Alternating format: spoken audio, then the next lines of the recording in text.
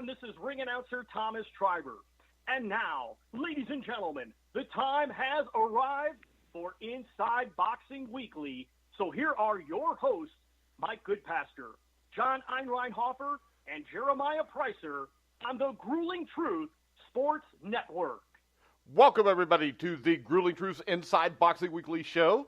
I'm your host, Mike Goodpaster. Right now, I want to welcome in my co-host, first up, Jeremiah Preisser. Good evening, everyone. Excited to be on. I'm always excited to be on. Let's talk some boxing, fellas. All right, and next up, of course, as always, John Einreinhofer. How you doing, John? Good, great, Mike. Very excited because we actually have good old-fashioned competitive boxing this weekend. 3 fights where we actually don't know who's going to win before the first bells ring. All right, and the first one we're going to talk about is Julian Williams against Nathaniel Gallimore. Both guys, solid fighters, super welterweight division. The thing that shocks me here, guys, is when I looked this fight up on BoxRec, it's not for a title, Jeremiah. Yeah, I know. You'd figure that they'd throw some trinket in there, right? I mean, whether it was a title, I mean, at the very least, you'd figure this would be a title eliminator of some sort. But yeah, it is an eliminator. Oh God, is it? Jesus, everything. Yeah. Well, I should have known. That's my fault for not understanding. I forgot that if it's not for a title, it's a title elimination. Yeah, it's funny because I saw it listed for 10 rounds, but it's supposedly I'm trying to think of which alphabet, but it's supposed to be an eliminator, I believe.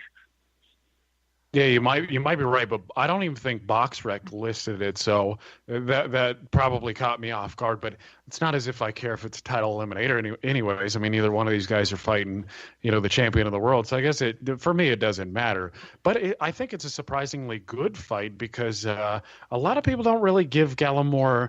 They don't pay him much heed, but his win over Justin Deloach was pretty good. I think Deloach was rated fairly highly in some circles, but I was pretty impressed by the performance, and I thought he did. I thought he showed what he was made of. But I'm looking forward to the fight because I want to see how Williams bounced back. I want to see what Gallimore has. Whether he's ready to take the step to the next level. And I know, this fight won't really prove, whether or not they're going to play on the field with the very top dogs, but it will show, again, how one has bounced back and where one really belongs. I think it's a good competitive fight. I'm actually favoring the Jamaican here, and I'm not sure if it's going to be a knockout. I'm probably going to favor a decision here, but it's a good competitive fight. And like John said, it's not one that is clear cut before the final bell or for the opening bell ring. So I'm looking forward to it. All right. So John, what's your take on this fight? I like this fight a real lot. Nate Gallimore has impressed me greatly in recent fights. He looked very good in stopping Gelson Rosario, who was undefeated, saw that one. And then Justin Deloach had been fighting tremendously. He was on a great roll. He'd been very impressive, knocking people out. And, as Jeremiah alluded to, Gallimore just dismantled Justin Deloach and just put a hellacious beating on him. It reminded me of like a little bit of, and I'm not saying at all that Gallimore has this level of ability, but just in reminded me of like a Marvin Hagler type performance, like in the sense of a no nonsense guy who's punching hard with both hands, but has some skill and it's just keeps putting hurt on somebody else and until it's over. And I think that's the way Gallimore's looked lately. Julian Williams had the rough outing against Jamal Charlo. Yeah. And, that's something that, you can't hold against him because I think we all agree Charlo's that good and he's big and he's a puncher. But I think this is a tough spot for Julian Williams because Gallimore's been fighting so well. Gallimore's under a lot of people's radar screen, even people that, follow the sport closely or, rate the fighters, that type of thing.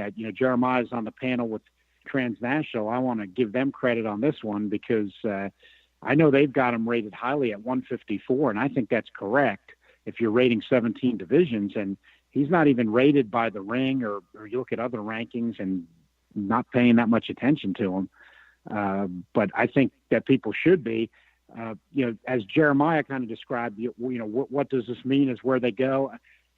Just for me, evaluating the two, I think I would be very impressed if Williams won this fight because of the way Gallamore's fighting, but I do favor Gallimore. I think he'll probably get a late stoppage. And for me, this puts Gallimore on the cusp. When I do our ratings with 8 divisions, he's a guy to me, not yet rated at middle, but he has fought at middleweight. He has actually fought as a middleweight as well as a 154-pounder. So with him especially, for me, he's a guy that's been impressive enough. He's on the fringe. He's not top 10 in 8 divisions yet. But I agree with transnationally. You're rating 17, you got to have him highly.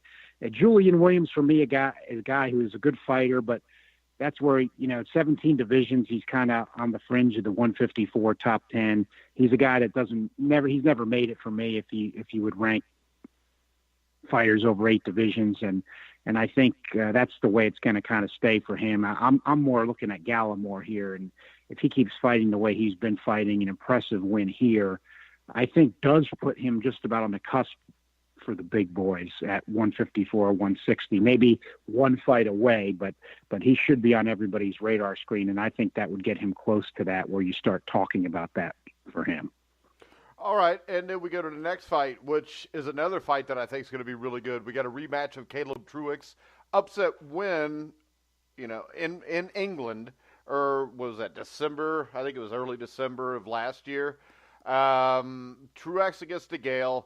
A lot of people question whether DeGale's over the hill. What's your take on this fight, John? Because I think this is very interesting because if you look at DeGale, he was coming off a majority draw with Badou Jack. He had beaten Lucian Butte, Andre Durrell, so he'd been on a decent roll, and then Truax beat him. Do you think this is a case where he overlooked Truax? Maybe he's getting a little older, or maybe Truax is just better than what we thought? I think Truax, it was a combination in this one. Truax came extremely motivated and brought the best he possibly could bring, which is what you should do, but it's what we don't always see. And I think DeGale has taken too many unnecessary shots over his fights during those spurts where he doesn't fight. I mean, you looked at a fight when he fought Porky, Medina, who Caleb Plant just embarrassed and Benavides took out. And, DeGale made that into a struggle. He was taking shots, and they clearly won the fight, but completely unnecessary. He had Andre Durrell down twice early, but then he let Durrell back into the fight. And Durrell's not a puncher, but Durrell had a big rally in that fight down the stretch. He was just too far behind, and he was landing shots. He dropped Badou Jack early, but then he ended up taking a hellacious amount of shots during the course of the fight, getting busted up badly and dropped himself late. And the odds makers don't agree with me here, and I'm always very hesitant to go against the odds makers as we described, because they have to know, and they're right more than all of us. So you have to take them seriously. But we follow the sport closely, so we do have the knowledge to try to challenge them. And I'm going to hear. I just think that the combination of Truax looks to me like a motivated guy at this point in his career. It worries me a little that he himself is 34 years old. He started boxing late, so he's not that young himself. He's actually older than DeGale. But DeGale just has the look to me of a guy that's shot. I could be wrong there. The odds makers think I'm wrong. They've got DeGale. It's closed up a little, but DeGale's still a minus 400 favorite here, so he's a significant favorite. Yeah, now he was an astronomical favorite in the first fight, the biggest odds we've all seen on a fight really for a long time. It was just as big of a spread as you've seen, and Truax pulled the miraculous upset. But so he's cut it way down, but he's still minus 400, and I thought he clearly won that first fight, and it was over in the UK. So I thought it'd be closer, but the odds makers are just saying DeGale was going to turn this around. But DeGale to me does have, he had shown talent in the past. I like some of the talent he'd shown, but he just always seems to fight in spurts. He doesn't seem to use what attributes he has the best way he should. And I've seen that too much from him. And then seeing him take those shots in recent fights, I'm going to have to go against the odds makers here and go with Truax by decision again. This time they're going to be in the U.S., and I figure you combine all those factors, Truax motivation, being in the United States this time, even though DeGale has won over here to his credit before, but DeGale to me, I think being kind of a shot fighter, and then this is a quick turnaround, which for a guy like DeGale might not necessarily be that good with all the shots he's taken. He wants to reverse it, but it might not be the best move getting right back in there. So I'm going to go with Truax by decision again in this one. Yeah, I'll tell you what, Jeremiah, I'm headed over to mybookie.ag when we're all done here at minus 400. Yeah. Do you agree with me and John, or do you see this a different way? No, I mean, I see it different. I actually see it the way the odds makers have it. I mean, I do think John is right in the sense that, DeGale may be close to shot. I'm not convinced that he's shot enough to lose to Truax. I mean, I don't know what their line of reasoning is. Maybe they think that James DeGale he wasn't motivated for the fight. I mean, sometimes that happens, especially because DeGale has had a relatively tough schedule of late. I mean, you got to give him that much.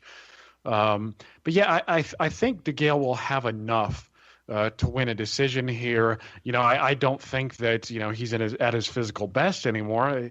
Like John said, he's taken a lot of punishment in his recent fights, but I do think he'll show enough to get a decision here. But I also think, with that said, that whoever wins, they're going to have a big target on their back. I think even if DeGale has enough to win a decision, or even if Truax has enough to win a decision, I think that guys like Caleb Plant and a lot of 168-pounders are going to target them, because I just don't think you're going to see a James DeGale who's going to light it up. I don't think he's going to look like that. What was he, a plus 2,000 favorite or something in the first fight? Yeah, he's not going to look like crazy.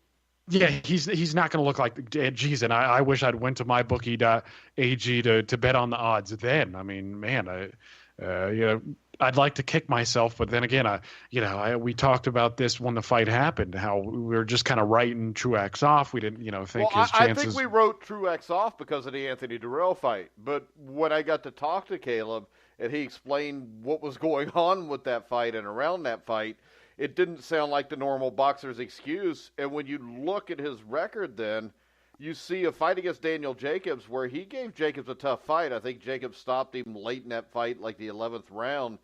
But when you look at it, I think the Jacobs fight was more indicative of the kind of fighter that Caleb is than the Durrell fight was. Yeah, and I this is probably why some of us should do our homework just a little bit more. It's hard to read into this stuff sometimes. Yeah, but we didn't have his phone number before the last fight. There was no way to know. But I was also looking at he lost to Jermaine Taylor before that, and he wasn't winning rounds against Jacobs before he got stopped. It just was, he hadn't really beaten anybody notable. It was shocking, but he proved he could do it. He beat Antoine Eccles. I think we can safely say Antoine Eccles was past his best at that point. Yeah, I think that's safe to say. But he beat Jonathan Reed too, who was in one of those contenders. Oh, dang! Well, see, we're failing here. We're failing our audience. and Matt Vonda, I remember seeing him fight somebody. Donovan George. I've seen all these guys get beat by people before, so I know who they are. Scott Sigmund. Yeah, well, Donovan. Scott Sigmund, I think, was Kelly Pavlik's last fight. Donovan George is an East Coast guy. He's gotten around a lot. I think Matt Vanda is actually a guy who might have beaten but didn't get the scores. He might have beaten Julio Cesar Chavez Jr. on the way up, if I'm not mistaken. There was a few guys like that, I think. Yeah, Carlos Molina was one of those guys, actually, the guy who just lost to Josh Kelly. But, Molina was a crafty guy. But aside from that, Truax is a guy who's looked, good in spots. And again, we just didn't get that right. But, I'm going to pick DeGale by decision. I think he's got just enough to eke it out here. But, again, whoever wins, big target on their back. Now, the thing we will have is, if this could be set up with the schedules, Caleb, if he wins, will be on our show next week, and then Jeremiah is going to publicly apologize to him, John. interesting to hear. It'll be fun. Just say it. It'll be fun. It'll be fun for us. It'll suck for Jeremiah, but it'll be fun for us. You try to give us extra rooting interest in Caleb Truax for Saturday night. Yeah. I mean, we got his phone number. I can't believe Jeremiah is going to pick against the guy we got the phone number for. I don't know how to get a hold of James DeGale. And calling England would cost me out the ass. So we got to cheer for Caleb Truax. Get on board, Jeremiah. You know what? I'd apologize if that happened. I make my wrong predictions all the time. So I know. All right, the next fight. The next fight, the main event of the evening, Lara Lara will fight against Jarrett Hurd. Hurd's a guy that I don't think we really know about yet. We know that Laura's a good fighter. The question is, how much does he have left? Similar to DeGale, John. What's your take here?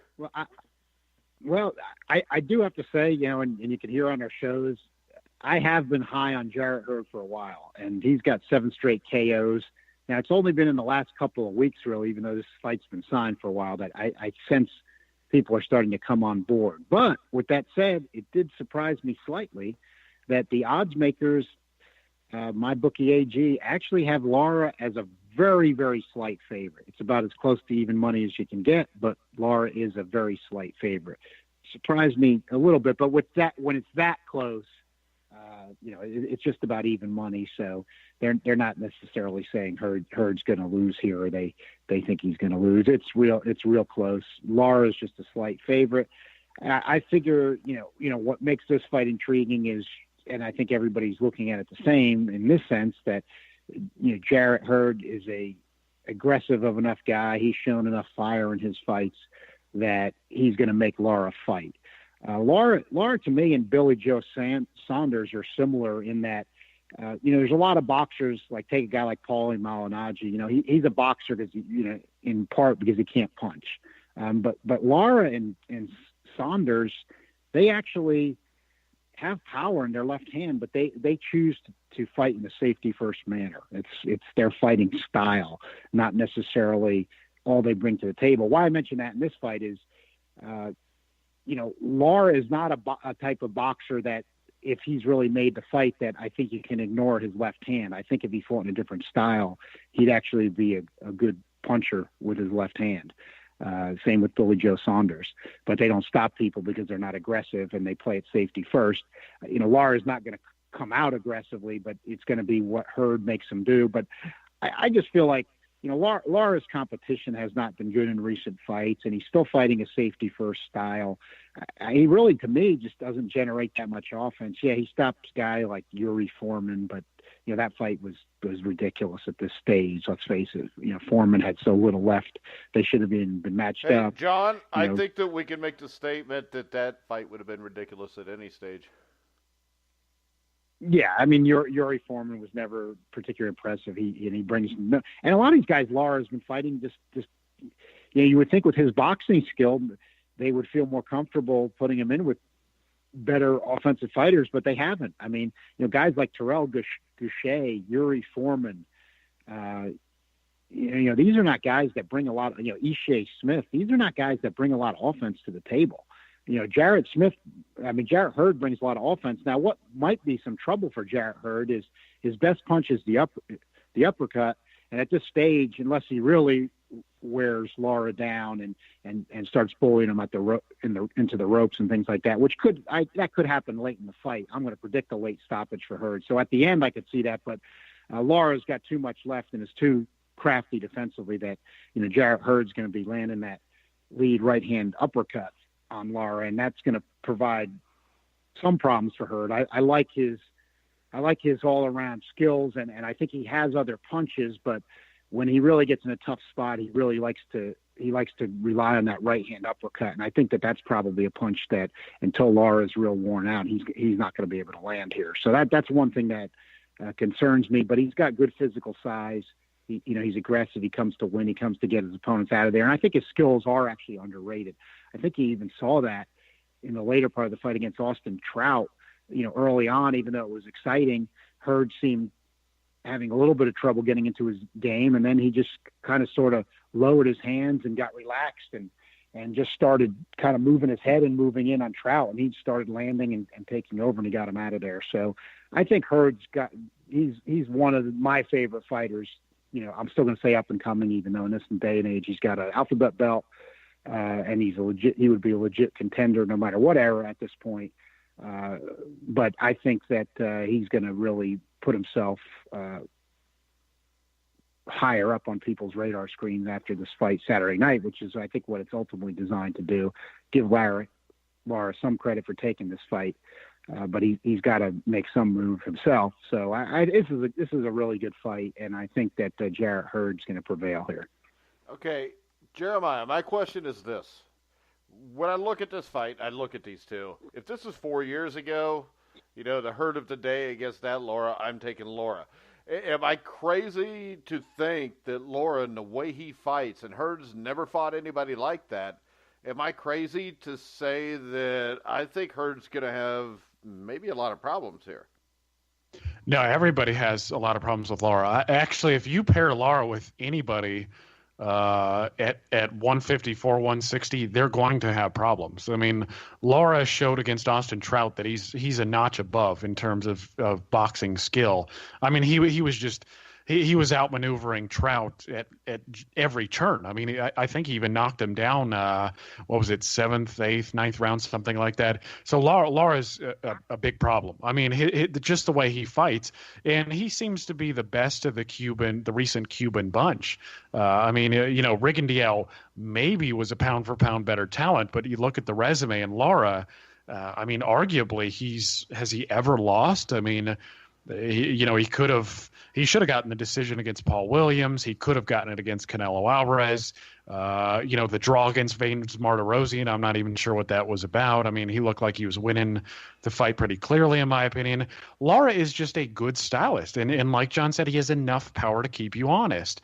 And so, I wouldn't be surprised at all. In fact, I think it's a given that Hurd is going to have a lot of issues early on, even if Lara is a little past. Well, he's got to be a little past it. I mean, you look at his style, you look at his age, you look at his resume. I mean, say what you want about Lara, but he's been in with a number of top contenders.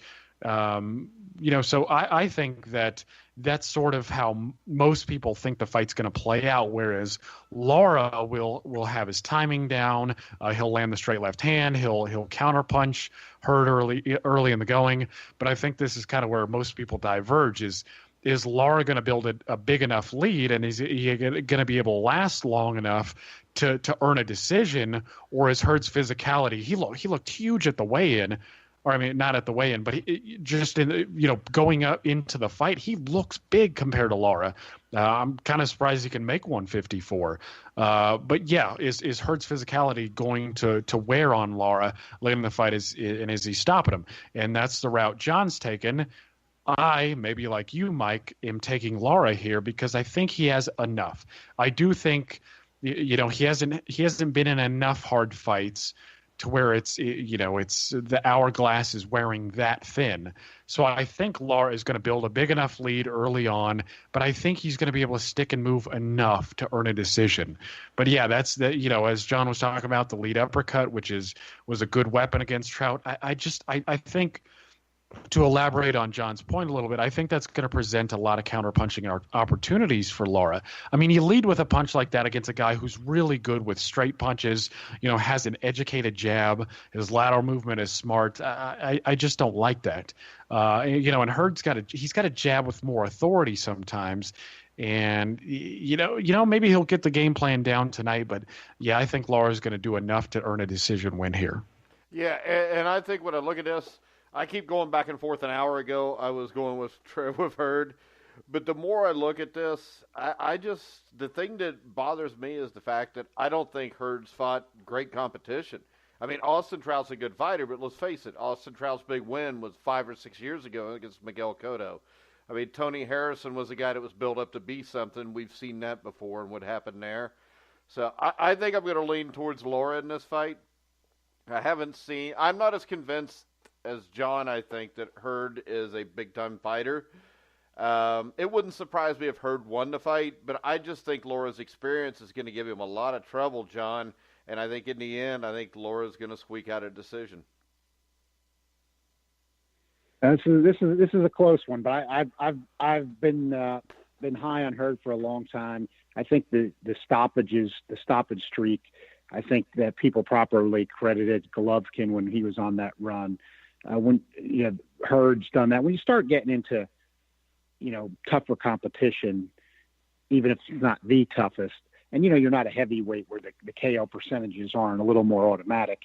When you start stopping that many guys in a row like that, there's something there usually, and I think that this will be a tough fight for Hurd, no doubt about it. But I think this will be Hurd's coming out party, and he should be on everybody's radar screen after this one. Yeah, but let's face it, his knockout streak, if you look at it, I mean, his first fight 0-8, 1-4, 0-5, 5-14, 2-10, 4-15, 1-4, 14-10. Competition's getting tougher after 12 fights. 11-2, 6-5, 4-6, 23-11, 5-0, and then finally in 2015 you get a 17-0 guy, Oscar Molina, who was 13-0. So if you're knocking guys out that are 500 or worse, and a lot of these guys were knocked out, the fight right before they fought him, I still don't buy it yet with him. He had a lot of trouble with Austin Trout, who I thought was a lot longer in the tooth than what Erislandy Lara is. Yeah, but I think you're not looking when he starts getting on the KO streak. He's fighting 3 straight undefeated guys in a row. Then he's taken out Jojo Dan, who's at least a veteran, and who he did go the distance with Jamal James after that fight. And then he stopped Tony Harrison. First got to stop Austin Trout. I think he's the evidence is there that he's the real deal. Okay. I need more evidence. But you're easier to follow those guys like that because you still think Deontay Wilder and Anthony Joshua can fight. All right. I had to bring that up. No argument. No argument there. No argument Pablo there. Baez is still one of the great welterweight contenders of all time. Ever. Next up, it was what? Yesterday, day before, I think it was yesterday, Canelo Alvarez announced in public his decision to pull out from the May 5th fight against Gennady Golovkin that was scheduled to be on HBO pay-per-view in Las Vegas, Nevada. What's your take on this, Jeremiah? Well, my take is I've got a lot of questions. I mean, I saw the announcement, and it's so much. It's like so many things in boxing. The response has been polarizing. I mean, generally from the media, it seems like they're condemning Alvarez a little bit, but then you look at the WBC president Mauricio Suleiman. Geez, I can't stand the guy. He's constantly he's constantly patting Alvarez on the butt, and it's become monotonous. I mean, he said I don't know how many times. Oh, he's clean. He's done this, he's done that. He's tested with, here and there so many times, and he's done this, and in his most recent statement, he said it's not a doping problem, it's a tainted meat problem. Oh, okay. How do you know that? I mean, we're not even having a hearing. These guys aren't letting.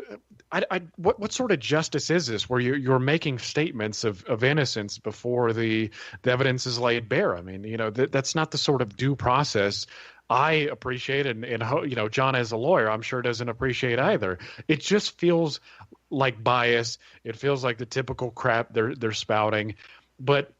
I'm just kind of wondering how this plays out now.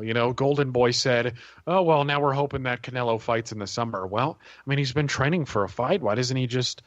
I mean, if he's not banned, why doesn't he just go fight somebody now? I mean, again, like that's what Golovkin's doing. I mean, he's got May 5th set. That's what he's going to do. So if they plan on fighting in a rematch later on in the year, which I wouldn't be surprised if that happens around Mexican Independence Day in September, why doesn't Alvarez just fight on the same day or the weekend after? I'm not quite sure what they're doing there. And not only that, are we still having an investigation? Is the Nevada State Athletic Commission, are they still going through with this? There's just a lot of questions there, and I'm not sure how to proceed with, I can't say, oh, well, Alvarez is guilty. I'm not quite sure if he's ending things because, HBO and others, they're no longer pushing the fight. It's not being advertised, so they don't feel like they're going to get the amount of money they would if they had, this all the way through. I'm just not exactly sure. I mean, there are a lot of questions there, and I want to see how it plays out. But what I want to see is the Nevada State Athletic Commission still go through with a hearing and whatnot. I want to see what Alvarez.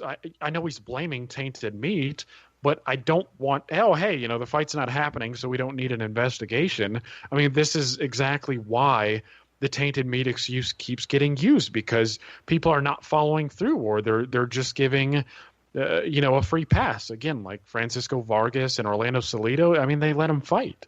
So I want to see how this proceeds. I just don't know yet. But I am disappointed that the fight's not happening. I mean, it was the biggest fight of the year. We all wanted to see how they would perform in the rematch. Now we've got to wait, and now Golovkin is probably fighting somebody like Spike O'Sullivan, which is fine. I mean, on short notice, that's okay. I don't mind. I mean, Demetrius Andrade said he would fight in place, and I wouldn't mind at all if something like that happened, because it's a better replacement than somebody on the fringe like Spike O'Sullivan. But kudos to Golovkin for still fighting. I'm hoping that he gets back to the old Golovkin and he fights, 3-4 times a year. But, with Canelo Alvarez, there are just a lot of questions. All right. John? Yeah, I think I can clarify a little bit, because I think how the situation finished the way it has in terms of the fight being off did have to do with the last part Jeremiah said there. I think that you had to start looking at business angles here if you've got any common sense. It was getting too close to properly promote a fight and make the money that you needed to make, that they're looking for these guys to get paid. So that was a big factor. But the second factor, I think I can add clarity to, which it was that factor combined with this that led to the fight being postponed by Alvarez pulling out, which was when everybody discovered, I guess it was last week, it's been in effect since 2016, but we're not necessarily looking at these things every day, and until something like this comes up, that the Nevada State Athletic Commission basically promulgated what we would call a strict liability regulation in 2016, which basically says that if you test positive for a PED, it doesn't matter how you said it got in your system, it's your fault, okay? And in other words, period. So, Canelo's legal team obviously got to start looking at that, and I'm sure Golovkin's even did as well. And what they ended up realizing was that they weren't getting out of this, so to speak. And my understanding is the hearing will still go forward on April 18th.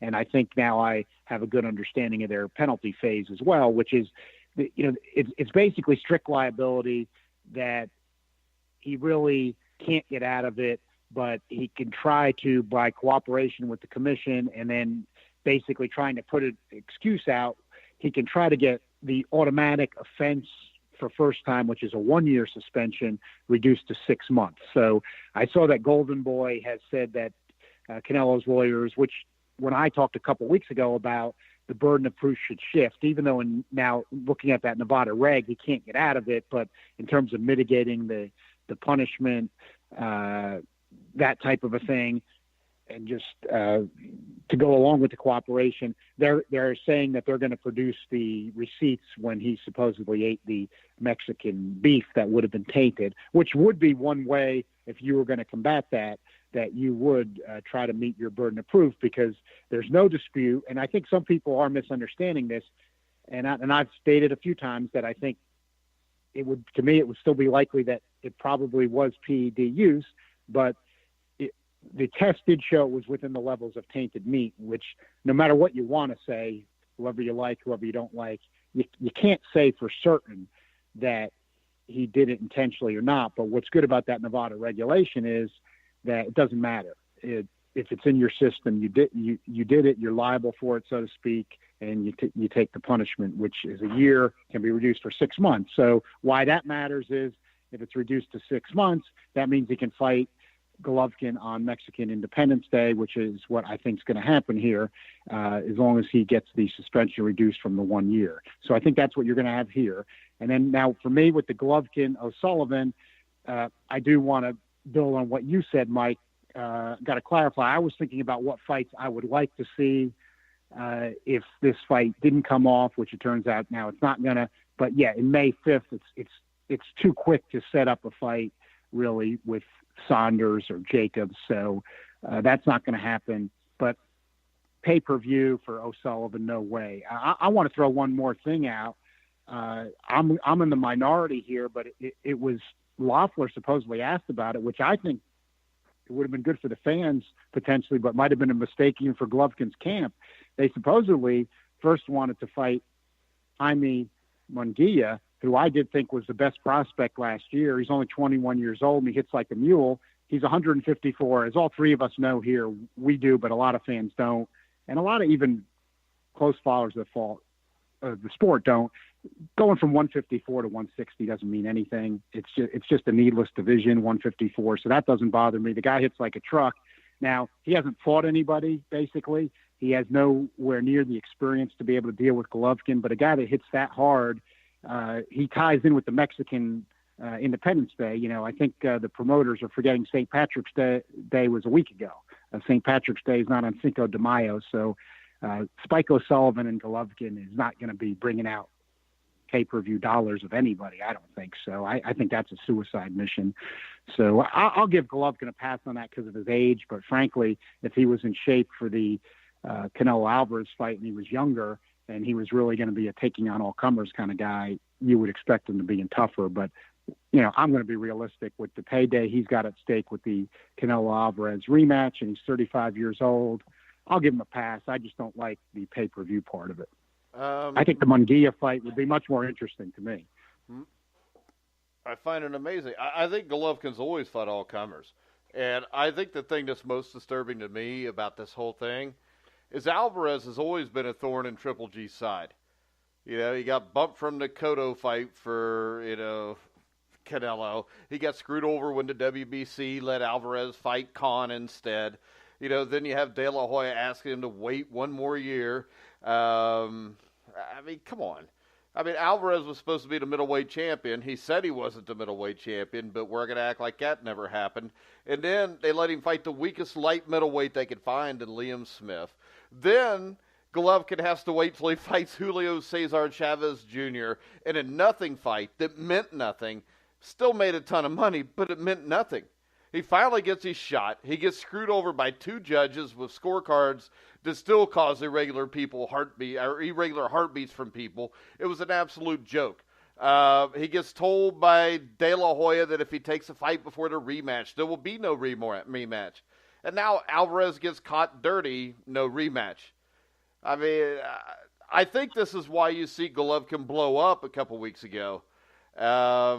And everybody acted surprised that Golovkin would open his mouth because he's such a quiet, humble, thankful guy, always smiling. But could you imagine what would come out of Mayweather's mouth if Alvarez would have got caught dirty before their fight? Could you imagine what De La Hoya and Alvarez would have said if Golovkin would have got caught this way? So, in the end, I mean, Canelo Alvarez, I don't care what he does from here on out, he's a waste of space to me. I mean, he ducked this guy for 2 years. He fought him. He got his ass kicked, which 99% of the world, only you and Roberto Duran didn't think that. And Mike, he didn't get his ass kicked. Golovkin's face was purple after the fight. The fuck does that have to do with whether you get your ass kicked or not? It had to do with what happened in the ring. That's why those marks were there. You know what? Golovkin wasn't a guy that was running backwards for 6 rounds at the end of the fight. And, I mean, still, to this day, you can't give me anybody other than somebody that's Latin who thought Canelo won the fight. I thought Canelo won the fight, and I didn't have any Latin blood. Yeah, that's one person. And, I mean, this is a joke. Everybody I know has watched this fight multiple times, and the closest anybody can get it is 7-5. And when that 7-5 includes 6 rounds that were clearly won by Canelo or by Golovkin, Golovkin clearly won the fight. And it doesn't change the fact that for 2 years, Alvarez, even though he was, the day of his fights weighing in at 180 pounds, wasn't quite ready to be a middleweight yet, but yet he was carrying around a middleweight championship belt. Jeremiah? I mean, isn't this the sad state of affairs with boxing? I mean, Golovkin, it's almost like Marvin Hagler-esque, where he was waiting around.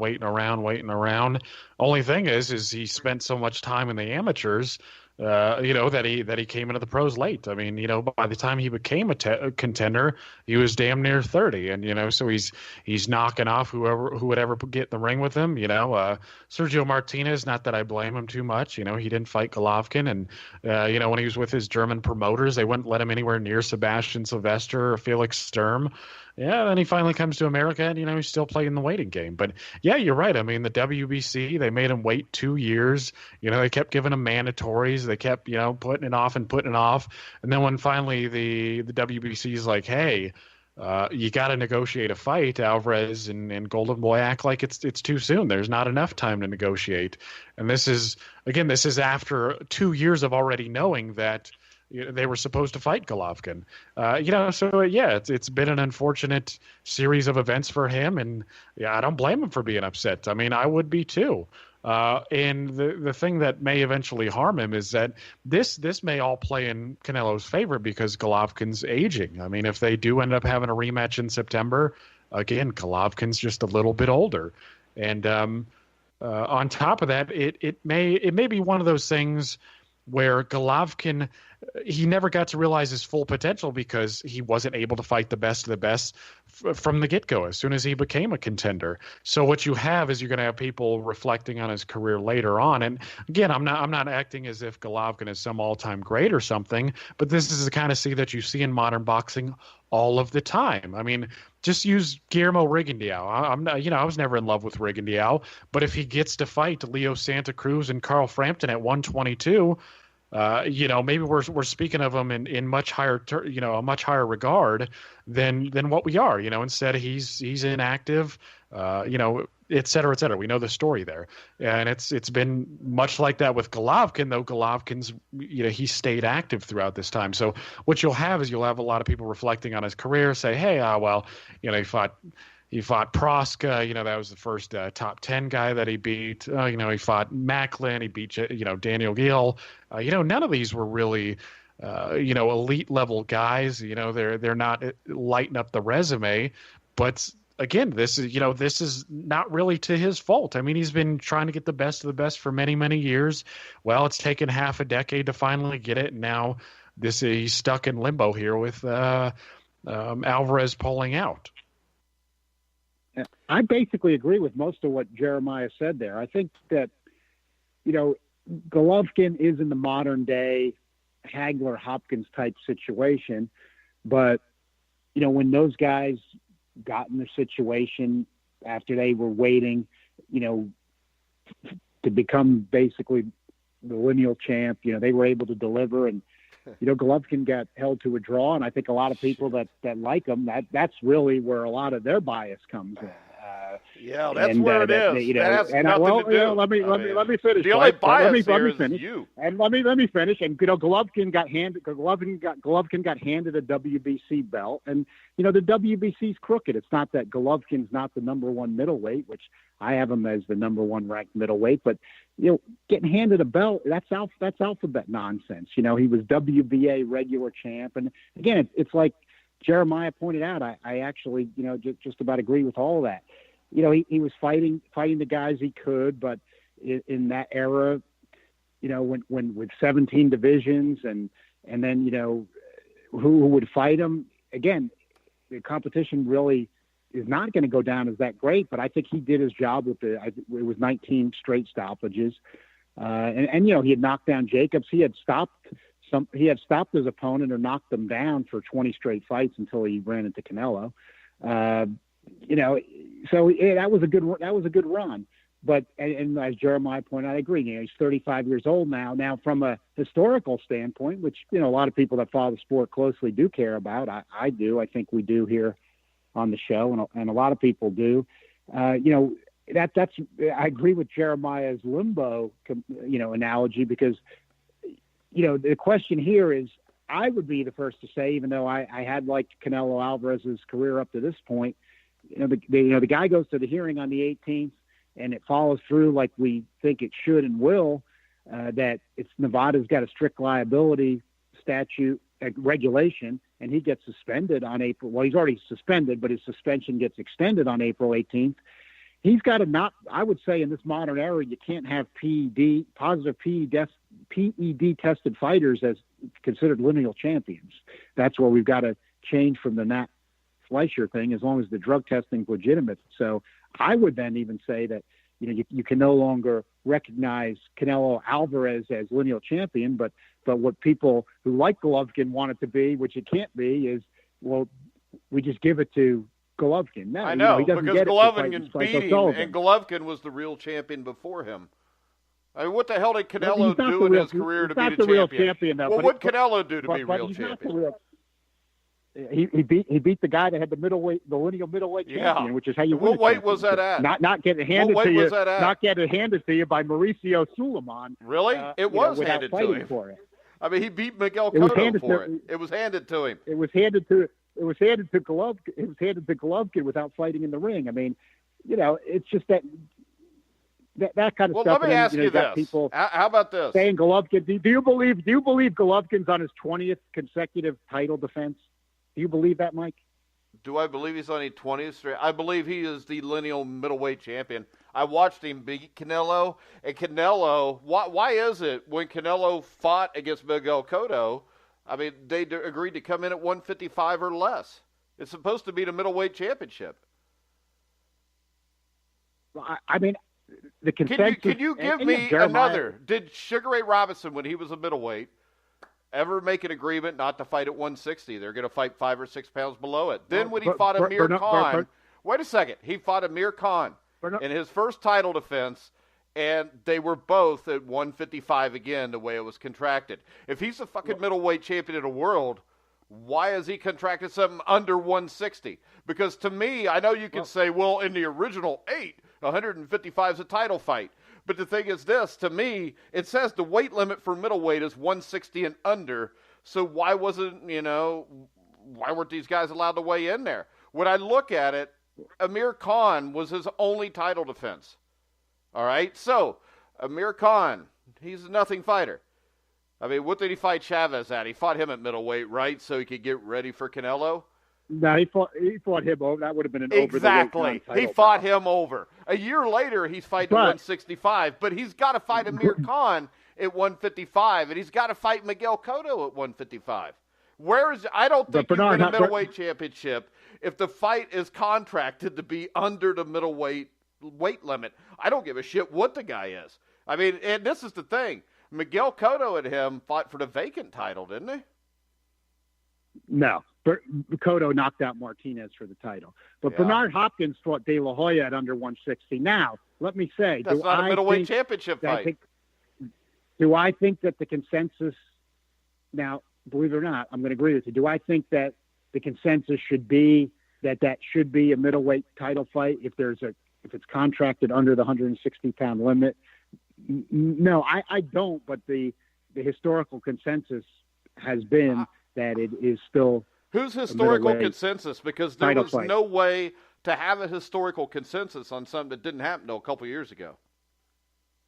Well, it happened with Hopkins against De La Hoya, and everybody recognized it as a middleweight title fight. When Bernard Hopkins was the winner of middleweight champion. All this is within the last 10 years, correct? I don't know. Well, 13 years, but.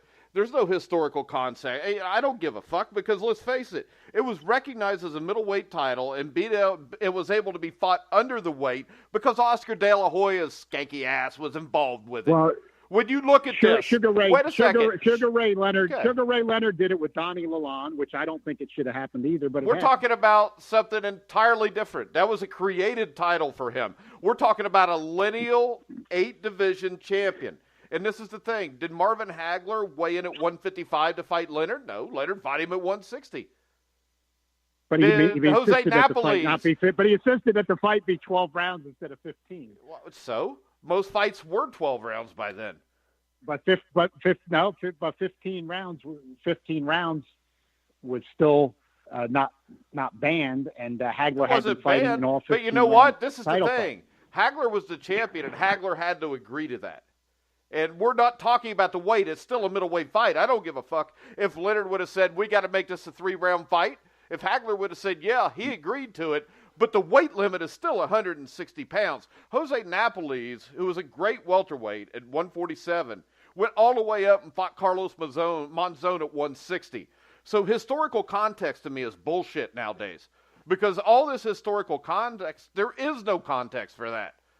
You know, the farthest thing you can go back is 2005 with some rich dude named Oscar De La Hoya that gets his way. That's the only historical context here. At 100, has there ever been a contracted middleweight world championship fight before 2004 or 2005, whatever year it was, that was contracted at 155 or under 160? There hasn't. What it is you got a bunch of spoiled rich pricks who want to control the way everything's done. So when you sit there and you talk about, I want to fight against this, there should only be 8 divisions, but we're not going to fight against this? I mean, this is a joke, John. You could not schedule a fight at 155, which there's a division at 154. Hell, you might as well fight for the junior middleweight title. You can't do that. The fight is to be the middleweight champion. When I ask you, John, how much do you got to be the middle, or what do you got to weigh in to be the middleweight champion? You tell me 160. What's the most you could weigh? 160. Well, not if you fight Canelo Alvarez or Miguel Cotto, because the most you can weigh is 155. So historically, if you want to bitch about 8 divisions and 1 champion, how can you not bitch about a man being considered the lineal middleweight champion when he won the fight contracted at 155? His first title defense was contracted at 155 because he can't fight at 160, but yet a year later he's fighting at 165 and he's still supposed to be the middleweight champion. And before that he fought Liam Smith for the world super welterweight title. That's not the middleweight champion of the world. Whatever you want to say about Golovkin, I mean, he beat everybody in that division pretty much that was worth beating, which there wasn't much. So he fought at 160. To me, he's the middleweight champion of the world. And I just don't understand how we can bitch about the 8 divisions and the 1 champion, but not bitch about a contracted 155-pound middleweight title fight. I'd already said many times, which I'd already said 5 minutes ago before you ranted about it, that the historical consensus was to let it go. I was not in favor of catch weights and title fights, never have been. But you are now, because you're saying he's the middleweight champion. No, I never have been in favor of it, never said I was in favor of it. So you don't think that Canelo is the lineal middleweight champion? I do until he's suspended, but as I stated a few times, if you don't think it counted before, I do think it counted because the overall historical consensus has been that, which I would think against that, but is that catch weights are permissible in title fights. And one thing I got to clarify also, because there's been a lot of confusion of people not knowing boxing history, is there's nothing, because Canelo fought Chavez at 164.5 while he was lineal middleweight champion.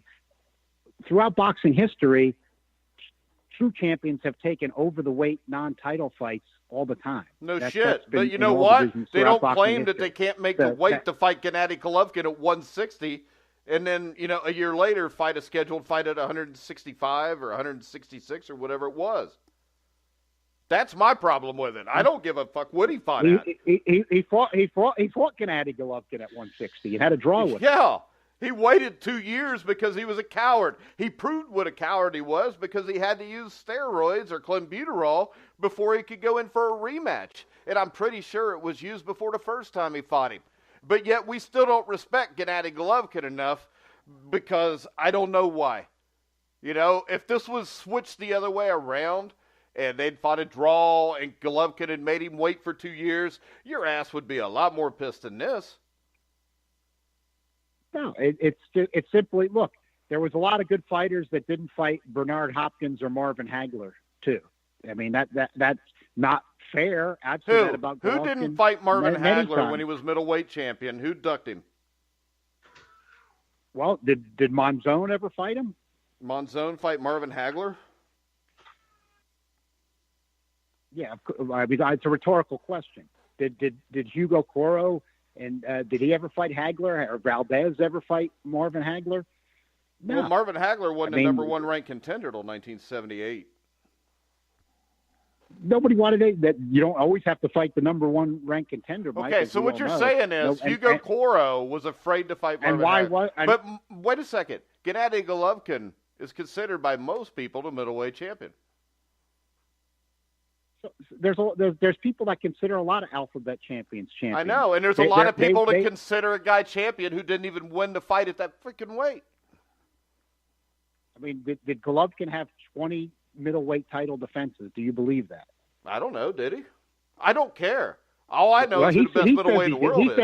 He says he's had 20 middleweight titles. And Canelo says that he got fucking clenbuterol from eating fucking meat. Everybody says stupid shit. I never said he had 20 title defenses. I just said this. To me, he became the middleweight champion when he beat Danny Jacobs because that was the number 160-pounder against the number 260-pounder. So, no, I don't think he had – I think he had 20 straight knockouts. But I think when he beat Daniel Jacobs, he became the real champion because to me, they were the two best fighters. And to me, they still are because Jacobs and Triple G was a toss-up fight. Could have went either way. It could have.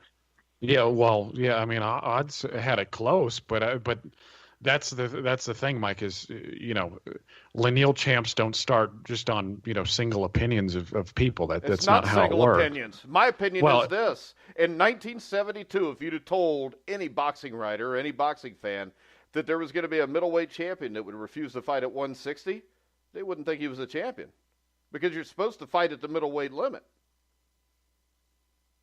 Right. Well, yeah, but the preference is that you want to see a guy lose it in the ring. You don't want to say, oh, hey, well, he's not quite at the 160-pound limit, so you take his title away. That's not how most. They agreed to fight 5 pounds under the limit.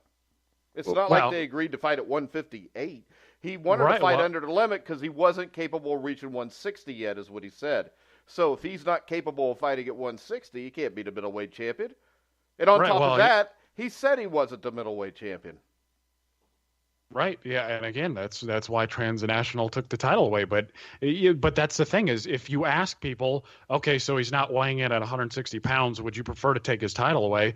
No, they tell even in 1972, they tell you they prefer to see him lose it in the ring. I mean, that's how you prefer. But once again, that's not my problem. I don't care if they both weigh 155. But when the contract says you can't weigh 160 pounds, I think there's a problem with that. Yeah, and I think it's a problem too. I mean, I think the whole ordeal was an issue. I mean, that's why we bring the WBC into it, not because we put him on some pedestal, but it's because Alvarez is playing politics for much of that time. I mean, 155 saying you can't make the weight and then forcing yourself down a pound to fight Liam Smith. Right. I mean, it was all political, saying, I couldn't make 160. Everybody knew that he could make 160. I mean, and if you're going to, I understand. I mean, if you're going to carry around the middleweight championship of the world and say you can't make middleweight, yeah, that's a damn issue. And again, the avoidance of Golovkin there, where he has to wait 2 years, when he's already, he's probably already post-prime. Yeah, it's a damn issue. I mean, I understand the gripe. Yeah, and his only middleweight title defense was against freaking Amir Khan, who I think to this day, that's the only middleweight fight he's ever had. Right. Well, yeah, besides Golovkin, sure. Yeah, I mean, having trouble with Golovkin. Yeah, besides Golovkin, Why sure. Is that funny? I mean, I know that. I thought we were talking about outside of that fight. So, yeah. And Golovkin won that fight. Right. Yeah. Why? Yeah, no, I mean, I understand. Said that Canelo won. Make up your mind. I think Canelo won. You think Golovkin won. The judges said it was a draw, and that's everybody outside of you, Adelaide Bird, and Roberto Duran thinks that. That's the way we record results at boxing. I don't record that Vito Antuofermo beat Marvin Hagler. Nobody else did either. What they called it a draw. Right. Yeah, I don't buy that. I watched the fight. I know who won. I don't care what corrupt judges that are bought and paid for, and they're always bought and paid for in Canelo's fights say.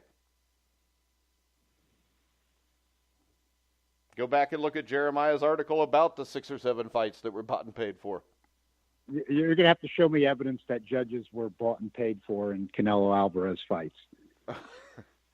Okay. Well, yeah, well, I mean, obviously we're not going to be able to, video footage that or, strong arm some guys and tell them, but it's obviously been a consistent pattern where, judges have it too wide. I mean, you can't score the fight for Floyd, a draw in the Floyd Mayweather fight. I mean, you can't score the fight 10-2, for Austin Trout.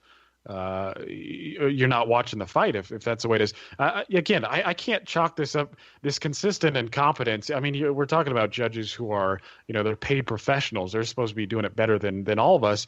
And as I pointed out before, about half these guys or more are not even watching the fights visually. They're watching it on a teleprompter so they can see the fight from all angles, so they're not missing the things that they typically do. But of course, I mean, it's all an issue. I mean, not on top of, Alvarez fighting at 155 as a middleweight. I mean, obviously it's within the limit, but it's also, he fights back-to-back fights that are not at the middleweight limit. And that is one of the ring's policies where they say, hey, you can't do that. I mean, you can't fight back-to-back fights as a champion in a different weight class. I think he did, though, right? Yeah. He fought Liam Smith for, some trinket at 154. That's kind of my point. I mean, we get the bogus decisions all the time. There's no way he won more than a couple rounds against Mayweather. And there's multiple other fights where the scoring is messed up. Then you get the way he becomes the champion, the way he keeps the title, even though he violates the rules. And then you get the clenbuterol. So overall, I don't think this is the probably biggest asterisk athlete since Bonds, McGuire, and Sosa.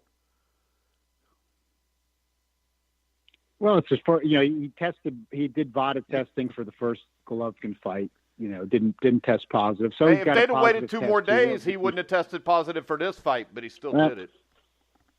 Well, he didn't have a positive. Golovkin didn't have a positive test before their first fight. Neither did Canelo. So he had a positive test here, and he's on temporary suspension. It's most likely, if you read the regulation, it would seem that he's going to be heading for full suspension on April 18th, which is going to be a year, and then he's going to have a chance to get it reduced to 6 months, which, if that's the case, then he has tainted his legacy. The testing he will always have the argument that he ate tainted meat because it's within the limits for testing for tainted meat according to the test. That's actually not in dispute. But I think Nevada's got a good regulation there. I think that's probably a better way to go. Have we seen that test? It's been that test's been out there from VADA, the letter. Okay. Yeah, the letter. And the letter from VADA? The letter from VADA says that the limits in both his tests were within the limits for contaminated. Does it show what he tested, though? Yeah, within the clenbuterol for within the limits for. Well, what are the limits and what did he test? I can't remember exactly what they are, but I'm certain that. I know. I do know. I can't answer that question. I think they said anything under 1 nanogram can potentially be tainted meat, and the test said that he was 0.6 to 0.8 picograms. So he was close to a nanogram, but not quite. Okay, that's what I thought. We got anything else tonight, guys? Let's see. And I appreciate John arguing with me for 25 minutes because I was pissed off when I came on the show about other stuff.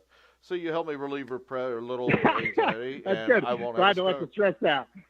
Well, one thing I'd just like to actually get some thoughts. We'll have to wrap it up soon. But who should? I mean, do we all agree that? And again, I with Golovkin's age and heck, there are some business concerns. I can give him a pass on the fight.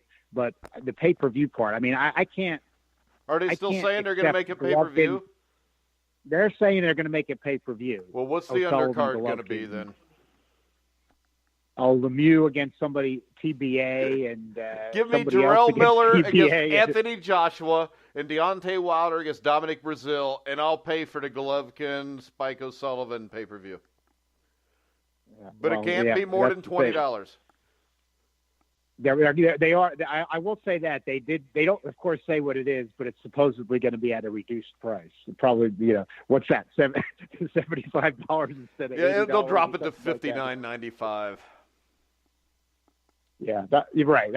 I just want to see what the thoughts are on that, because this is where we're just trying to help boxing, where these pay-per-views that aren't worthy got to go. Well, hell, we don't really have them anymore, do we?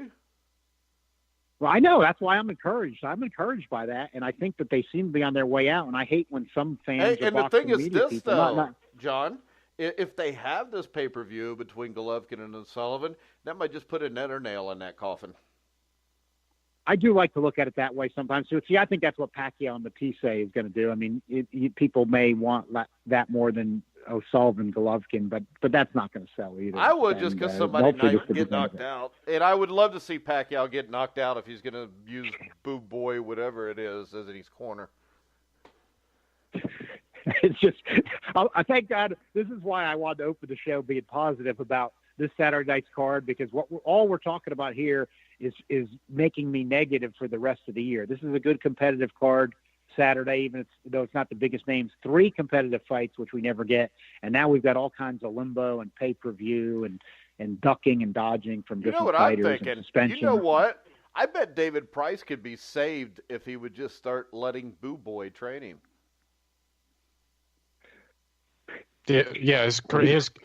Yeah, well, I don't know. His career, I think it's a little past saving at this point. You talking about Boo Boy or David Price? Yeah, Boo Boy. You look, he's too heavy on the rice and chicken, man. That boy's got to cut it back. No, that boy has a lot of problems outside of rice and chicken. Rice and chicken don't make you that fat. So no, they don't. Well, yeah. Well, we can all concur that Manny Pacquiao needs money.